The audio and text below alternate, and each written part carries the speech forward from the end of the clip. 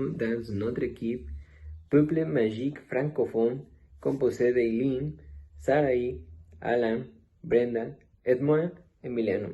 Je m'appelle Alan Villalobos Moreno et je vous parler de Tubiles Magiques, Monstier Sainte-Marie et Eruchem.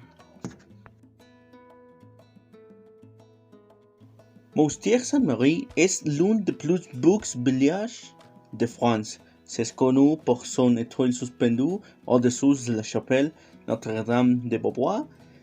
À Monstier Sainte-Marie, vous pouvez visiter le musée de la Fayence et la chapelle Notre-Dame de Beauvoir. Avec, vous pourrez observer l'une des plus belles vues de France sur le plateau de Valensole. Cette ville est parfaite pour les amoureux. Maintenant, je vais parler de Eruchem. Eruchem est situé sur les Hautes-Rhônes, près de Colmar.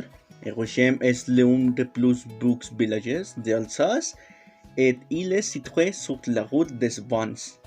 Le village a un beau château et la place centrale est également splendide avec sa chapelle colorée Saint-Léon-Quatrième.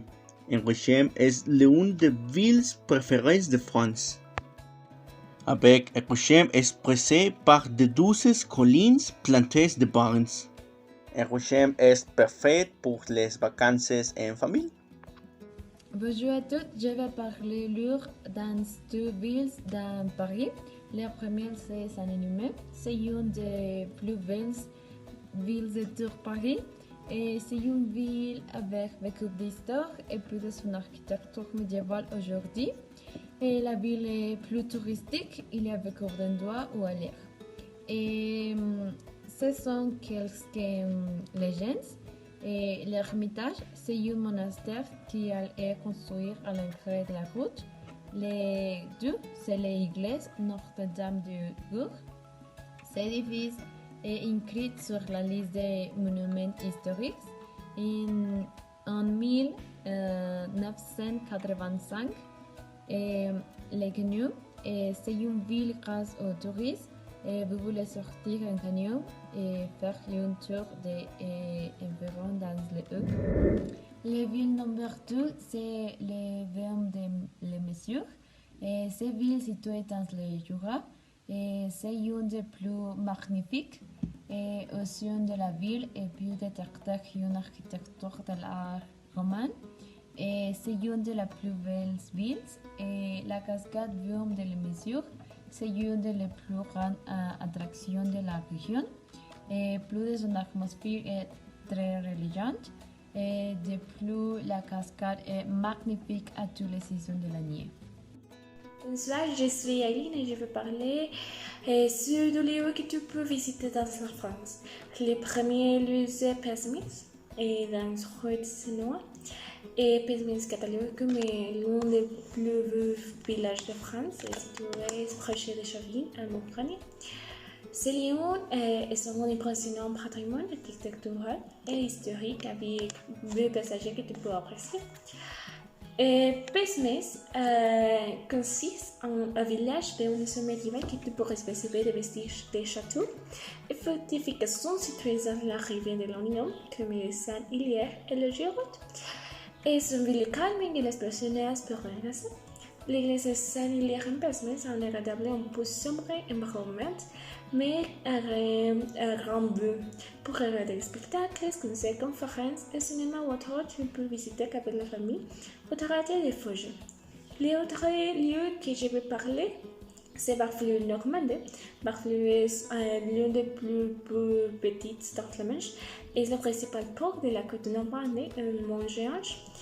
Et cet lieu consiste en apprécier la vie et c'est l'un des plus vieux villages de la France.